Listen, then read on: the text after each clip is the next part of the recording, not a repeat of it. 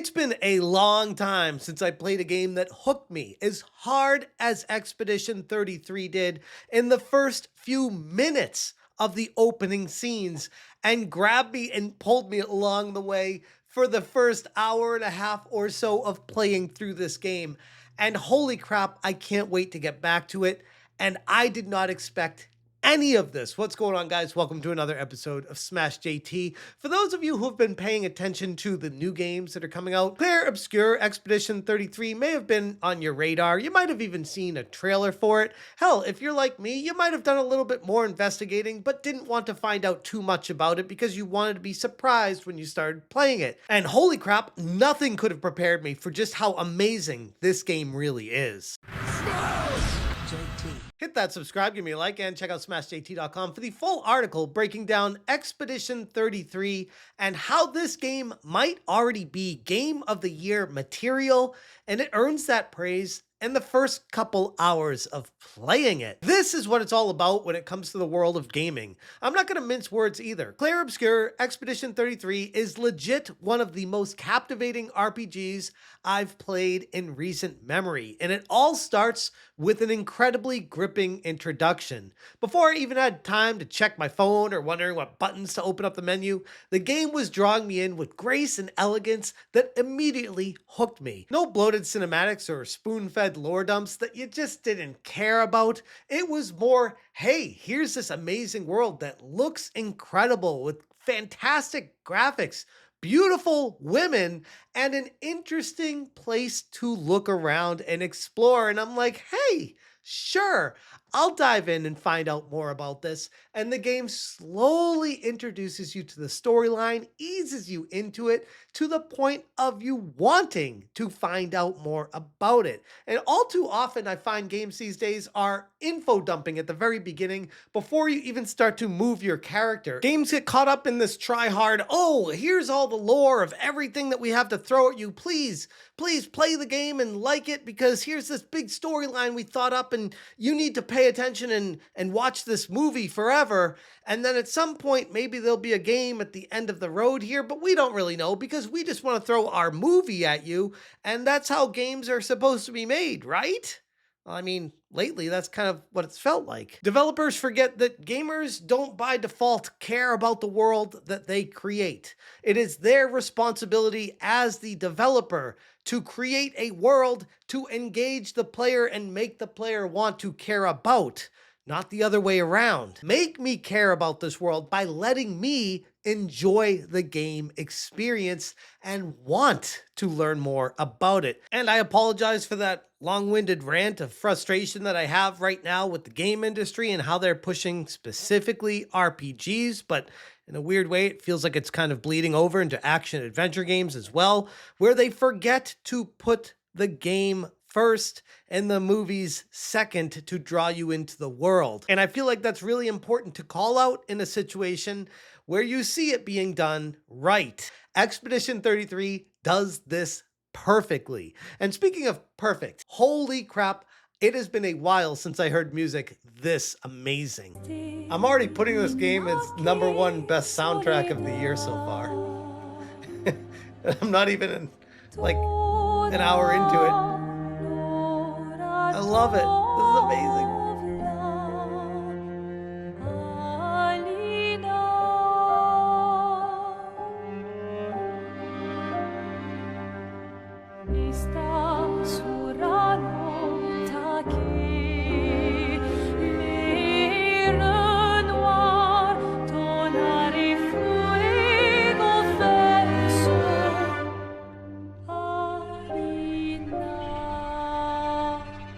This might be some of the best music I've ever heard in a game ever. And I've played a few games in my day. Holy crap, not only is the music perfect, but it matches what's actually happening in the game world one for one, which by default draws you even further into the world and you get lost in this amazing environment.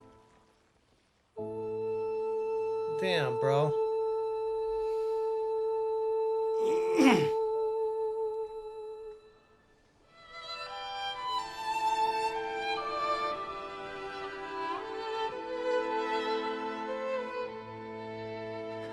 I'm here.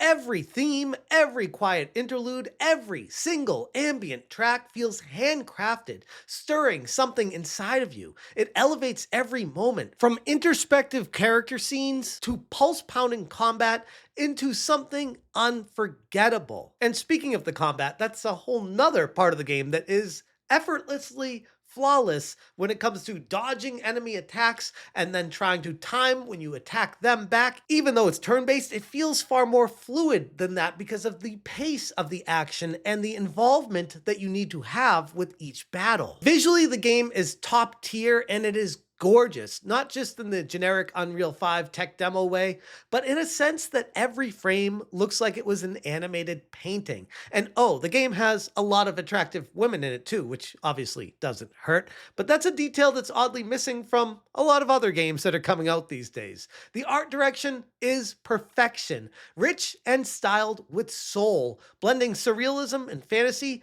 to create a world that feels alive, yet dreamlike, and making you want to explore more of it, making you want to know what happens next. And I know it sounds like I'm probably coming across as like a hardcore fanboy of this game, but that's because I am, uninfluenced by any outside entity. Just as a gamer playing this game, I'm like, holy crap. This is exactly what people have been begging for so long. And here it is, and it's time to recognize that. See, I'm not always bad news here. The biggest compliment I can give Clair Obscur Expedition 33 is how it respects your time. While other games out there, specifically the RPG field, bloat themselves with 100+ hours of fluff, this one, as far as I am seeing, reportedly gives a laser-focused 30-hour or so campaign with another 30 hours of meaningful side content if you choose to dive deeper. Nothing about it feels wasted, at least so far, and everything seems like it's perfectly intentional as by design. And again, I'm only about 2 hours in. I played it as soon as it launched on stream last night, and I want to get back to it as soon as possible, but I also wanted to take a minute to record this video and let other people know, like, yeah, trust me, bro, this game is worth it. And when I say worth it, like, for some reason, it's $50 brand new. And on the launch week sale on Steam, it's $45 USD. Compare that to the $60 new games or $70 new games or Switch 2 games that are going to $80. I look at this game and I'm like, look at that. We have games that are coming out brand new that are not just respectful of the time of the player, but respectful of your purse or wallet when you go to purchase the game. And I don't know about you guys, but I feel like that should mean something. As of right now on the Steam charts, it has peaked when it launched late last night at 51,922 people playing this game. And I would imagine, based off of the word of mouth and the time that this game launched, that the opening weekend for this game should actually double those numbers, if not more than that, getting this to the 6 digits of concurrent players, if not well beyond that. For a game that, honestly, I know a lot of people out there were looking forward to this one, but I wasn't really thinking much about it. It was like, when it comes up, I'll play it and see what I think about it.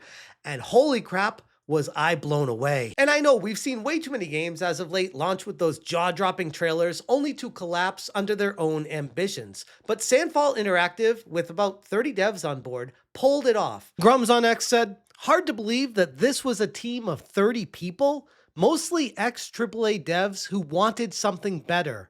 Small teams and AA budgets are where investors should be looking at. The risk is so much more manageable, and returns on risk taken are potentially huge."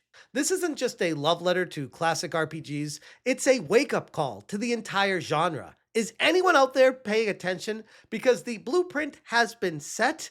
You can just look at this game for designing something new, interesting, and a world that draws you into it, as opposed to the generic cookie cutter following the formula of everything else. We have something standing out saying, yep, Here we go. This game is exactly what the doctor ordered. Expedition 33 isn't just a contender for Game of the Year. To me, it may already be wearing that crown. And it did before I even got to the first boss fight. And I know what a lot of people are gonna be saying, cool your jets, it's probably not gonna be that good. It might cool down a little bit. Like let's take this in time and be more level-headed about it, which I understand, but at the same time, I'm excited about getting back to this game, and holy crap, has it blown me away in the first couple hours, more so than any game I can recall in recent memory, and that in itself should mean something. Anyways, I'm going to leave it there. If you guys want more information, check out smashjt.com for the full article. I will link this in the description below. If you appreciate what I'm doing, hit that join button. Thank you so much for watching, and as always, you stay smashing. Very fun. It's so interactive that it doesn't even feel turn-based. There's so much going on with it. I like it. Already liking this game better than Assassin's Creed Shadows, and I'm like 2 minutes into it. Whoa! Okay. That was cool. The game just casually lets you do that from the start. Like, yeah, that's totally normal in this world. In this Independence Day world. Come on, Gustav, speed up a bit. Smash JT. Smash JT. Smash JT. Smash JT. Smash